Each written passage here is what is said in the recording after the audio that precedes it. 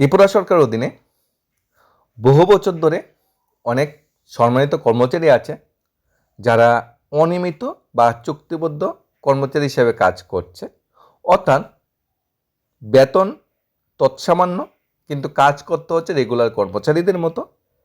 অর্থাৎ এখানে সমকাজে সমবেতন কিন্তু ওই সমস্ত কর্মচারী বা শিক্ষকরা পাচ্ছে না।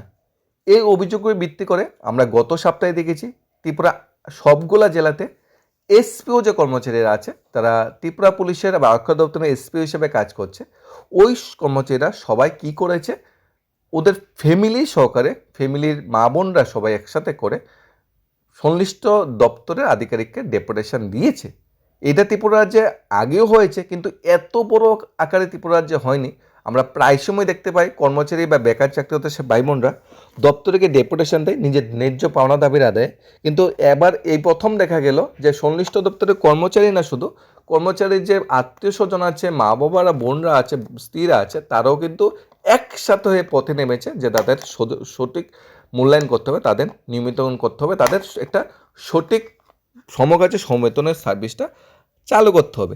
এই যে এসপি পরিবারের ফ্যামিলিরা পথে নেমেছে, এর উপর ভিত্তি করে ত্রিপুরা যে সর্বশিক্ষা শিক্ষকরা আছে, অঙ্গনারী কর্মী ওয়ার্কাররা আছে বা অন্যান্য স্কিমে যারা কাজ করছে বর্তমান সময় ত্রিপুরা সরকার অধীনে, বা পাম্প অপারেটর আছে, রেখা কর্মচারী আছে, তাদের ভিতরেও কিন্তু নতুন একটা আশার আলো দেখতে পেয়েছে। এবং তারাও কিন্তু চিন্তাভাবনা করছে এসপি পরিবারের মতো এই শিক্ষক শিক্ষিকারা বা এই সংশ্লিষ্ট দপ্তরের কর্মচারীও চিন্তাভাবনা করছে রাজপথে নেমতে, ফ্যামিলি পরিবার সহকারে। দীর্ঘ 2.5 দশক ধরে বঞ্চনা আর অবদমনের বিরুদ্ধে অতি সম্প্রতি রাজপথে নেমেছিল এসপিও জওয়ানের মা বোনেরা। 2 দফায় রাজ্যে 8টি জেলাতে বিক্ষোভ প্রদর্শন করে, জেলা পুলিশ আধিকারিক অফিসে ডেপুটেশন প্রদান করে। তাদের একটাই দাবি ছিল এসপিও জনদের চাকরি নিয়মিতকরণ করতে হবে, একজন স্থায়ী পুলিশ কর্মীর মতো তাদের বেতন ভাতা পেনশন চালু করতে হবে। এসপিও জনদের পরিবারের মা বোনদের নজিরবিহীন এই আন্দোলনের ঢেউ আসতে পড়েছে রাজ্যের বিভিন্ন দপ্তরের কর্তব্যরত যে অনিয়মিত বা চুক্তিবদ্ধ কর্মচারীরা আছে তাদের উপর। এখন এসপিও পরিবারের মা বোনদের মতো এবার সর্বশিক্ষা, আশাকর্মী, অঙ্গনারী কর্মী যারা আছে, এনএচআরএম কর্মী যারা আছে, পাম্প অপারেটর যারা আছে, ডিআরডব্লিউ যারা অনিয়মিত কর্মচারী যারা আছে, তারাও চিন্তাভাবনা করছে যে পরিবারের মা বোনেরও চিন্তাভাবনা করছে এবার এই বঞ্চনা অভিযোগ তুলে রাজপথে নামার সময় এসেছে এবং প্রস্তুতি শুরু করেছে। তবে বিচ্ছিন্নভাবে নয়, পরস্পর আলোচনা শুরু করে যাতে সংশ্লিষ্ট সমস্ত স্কিমের আওতাধীন অনিয়মিত কর্মচারীদের পরিবার মা বোনরা যৌথভাবে আন্দোলন যাতে শুরু করে। ইতিমধ্যে সংশ্লিষ্ট স্কিমের আওতাধীন অনিয়মিত কর্মচারী একাংশ প্রতিনিধি নিজেদের মধ্যে এক দফা আলোচনা সেরে নিয়েছে। আগামী এপ্রিল মাসের প্রথম সপ্তাহে ফের সংশ্লিষ্ট প্রতিনিধি দ্বিতীয় দফায় বৈঠকে বসার কথা রয়েছে। বৈঠকে আন্দোলনকারী রূপরেখা চূড়ান্ত করা হবে বলে জানিয়েছে। উল্লেখ, রাজ্যে 3,700 এসপিও জন রয়েছে, সর্বশেষ শিক্ষক কর্মচারী রয়েছে 6,000।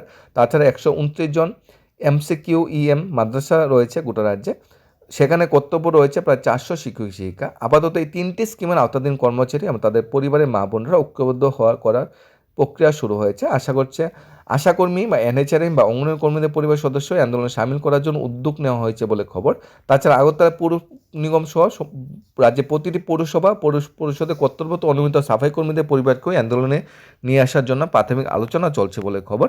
সব ঠিকঠাক থাকে তবে এডিসি বোর্ড প্রক্রিয়ার মধ্যে রাজ্যে নিয়মিতকরণের দাবিতে সংশ্লিষ্ট স্কিমের আওতাধীন অনিয়মিত কর্মচারী পরিবারের মা বোনেরা ঐক্যবদ্ধভাবে রাজপথে নামতে পারে। যদি তা হয় তবে এডিসির বুটের মুখে শাসক দলকে কিন্তু বিপাকে পড়তে হতে পারে, এমনই আভাস মিলেছে সংশ্লিষ্ট মহল থেকে। তবে একটা ঘটনা, এসপিও জনদের চেয়ে এক্ষেত্রে কিছুটা হলে বেতন বেশি পাচ্ছে সর্বশিক্ষা বা মাদ্রাসা স্কিমে আওতাধীন শিক্ষক কর্মচারীরা, কিন্তু তাদেরকে অবসরে যেতে হয় পুরো খালি হাতে। অবসরে যাওয়ার পর এইসব স্কিমে আওতাধীন কর্মচারীরা অর্থের সংকটে রোগ থেকে চিকিৎসা পর্যন্ত করাতে পারছে না, অনেকে আর্থিক সংকটে ছেলেমেয়ের পড়াশোনা করতে পারছে না। এই পরিস্থিতি অতি সম্পত্তি এসপিও জওয়ানদের মা বোনরা যে স্বতঃস্ফূর্ত আন্দোলন করেছে তার সবার চোখে পড়ার মতো, সেটা কিন্তু দারুণ প্রভাব পড়েছে ত্রিপুরা রাজ্যে, যার সূত্র ধরেই এখন ঐক্যবদ্ধ বৃহত্তর আন্দোলন করার জন্য উদ্যোগ নিয়েছে, যা আগামী দিনে গোটা রাজ্যব্যাপী বৃহত্তর আন্দোলনের শুরুয়াত হতে পারে। এবং এই যে উদ্যোগটা, সেই উদ্যোগটা নিয়েছে প্রথমত ত্রিপুরা রাজ্যে এসপিও জওয়ানরা, এবং সব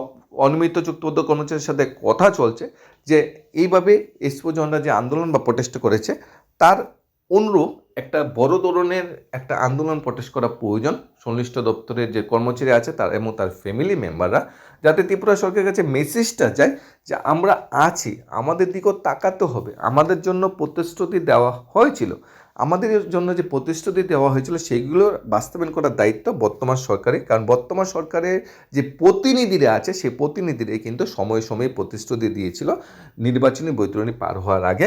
কিন্তু নির্বাচনী বৈতরণী পার হওয়ার পর এই অনিয়মিত চুক্তিবদ্ধ কর্মচারীদের পক্ষে যে প্রতিশ্রুতিগুলি দিয়েছিল সেগুলি কেন বাস্তবায়ন করা হচ্ছে না সেগুলি দেখার দায়িত্ব কিন্তু বর্তমান সময়ে যে মন্ত্রিসভার সদস্য আছে বা বর্তমান সময়ে যে সরকার আছে সেই সরকারের আধিকারিকদের। এখন দেখার বিষয় এপ্রিল মাসে বিরাট বড় একটা আন্দোলনের বা একটা প্রটেস্টের আয়োজন করা হচ্ছে, সেটা অবশ্যই কর্মচারীর স্বার্থে, সেটা অবশ্যই কর্মচারীদের পরিবারের ভবিষ্যতের স্বার্থে। এখন রাজ্য সরকার এই বিষয়ে কী সিদ্ধান্ত নেয়, রাজ্য সরকার যে প্রতিশ্রুতি দিয়েছিল সেই প্রতিশ্রুতির বিষয়ে কী সিদ্ধান্ত নেয় সেটা এখন দেখার বিষয়। তবে ধন্যবাদ জানাচ্ছি এসপিও জল এবং তাদের ফ্যামিলি মেম্বারদের এই ধরনের আন্দোলন তৈরি করে রাজ্যের ইতিহাসে একটা নজির সৃষ্টি করার জন্য। ধন্যবাদ।